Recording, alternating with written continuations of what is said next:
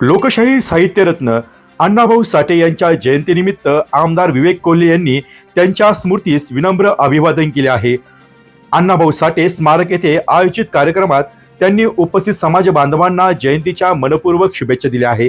यावेळी बोलताना आमदार विवेक कोल्हे म्हणाले की अण्णाभाऊ साठे यांनी आपल्या साहित्य, शाहिरी आणि सामाजिक विचारांच्या माध्यमातून वंचित, शोषित आणि उपेक्षित घटकांच्या वेदनांना प्रभावीपणे आवाज दिला आहे। त्यांच्या लेखणीतून सामाजिक समता, बंधुता आणि स्वाभिमानाचा संदेश समाजापर्यंत पोहोचला। त्यांच्या विचारांचा आणि कार्याचा आदर्श पुढील पिढ्यांसाठी प्रेरणादायी ठरणारा असल्याचे त्यांनी नमूद केले आहे। जयंतीनिमित्त स्मारक परिसरात आयोजित रक्तदान शिबिरात आमदार विवेक कोल्हे यांनी स्वतः रक्तदान करून सामाजिक बांधिलकीचा संदेश दिला आहे। समाजातील प्रत्येक घटकाने सामाजिक उपक्रमामध्ये सक्रिय सहभाग घेत गरजूंच्या मदतीसाठी पुढाकार घ्यावा असे आवाहन त्यांनी यावेळी केले आहे। रक्तदान हे सर्वश्रेष्ठ सामाजिक कार्य असून एका व्यक्तीच्या रक्तदानामुळे अनेकांचे प्राण वाचू शकतात। त्यामुळे युवकांनी मोठ्या संख्येने रक्तदानासाठी पुढे यावे असेही त्यांनी यावेळी सांगितले आहे। यावेळी विविध सामाजिक संघटनांचे पदाधिकारी, कार्यकर्ते, युवक आणि समाज बांधव मोठ्या संख्येने उपस्थित होते। जयंतीनिमित्त आयोजित उपक्रमामुळे परिसरात उत्साहाचे वातावरण निर्माण झाले होते। साहित्यरत्न लोकशाहीर अण्णाभाऊ साठे यांच्या 106व्या जयंतीनिमित्ताने सर्वप्रथम मी विनम्र अभिवादन करतो। निश्चितपणाने एक वेगळा आनंद या ठिकाणी आजच्या दिवस समाज बांधव, सर्व साहित्यिक, सर्वच तळागाळातील वंचित, शोषितांचा आवाज साहित्याच्या माध्यमातून अटकेपार पोहोचवण्याचं काम लोकशाहीरांनी केलं आणि त्यांचं कार्य पुढच्या पिढीला प्रेरणादायी व्हावं म्हणून 40 वर्षापूर्वी स्वर्गीय शंकररावजी कोल्हे साहेब असतील, त्यावेळेस तत्कालीन सर्वच राक्षे असतील, बागुल असतील, या सगळ्या मंडळींनी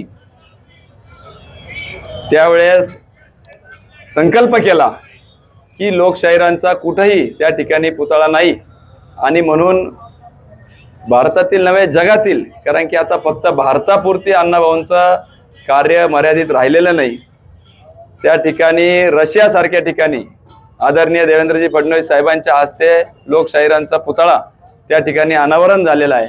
म्हणून जगात पहिला पुतळा या ठिकाणी कोपरगाव नगरीत झाला आणि मला आनंद आहे की त्यानंतर तो अर्धा आकृती पुतळा होता, पूर्ण आकृती पुतळा देखील आदरणीय विनोदांना राक्षे त्या ठिकाणी नगराध्यक्ष असताना आपण मंजुरी दिली आणि विजयराव असताना त्याचा आपण स्वागत मिरवणूक त्या ठिकाणी आपण काढली होती। आणि म्हणून आजच्या दिवशी पुढच्या पिढीला प्रेरणा मिळावी म्हणून साहित्य दिवस म्हणून कालच राज्य शासनाने लेखक प्रेरणा दिवस, तर एका वर्षाच्या आत मुंबईतील भव्य असं अण्णाभाऊंचं स्मारक उभारून आदरणीय मोदीजींच्या हस्ते त्याचं अनावरण करण्याचं देखील आदरणीय मुख्यमंत्र्यांनी त्या ठिकाणी जाहीर केलेलं आहे। आणि त्याच्यामुळं त्यांचं कार्य, त्यांचं लेखन पुढच्या पिढीला निश्चितपणाने प्रेरणादायी राहील। आजच्या दिवशी मी पुन्हा एकदा लोकशाहीर अण्णाभाऊ साठे यांना विनम्र अभिवादन करतो आणि त्यांचं कार्य, त्यांनी दिलेले संदेश आपण अंगीकृत करून पुढे चालावं हीच त्यांना खऱ्या अर्थाने अभिवादन राहील हे मी समजतो आणि थांबतो। धन्यवाद।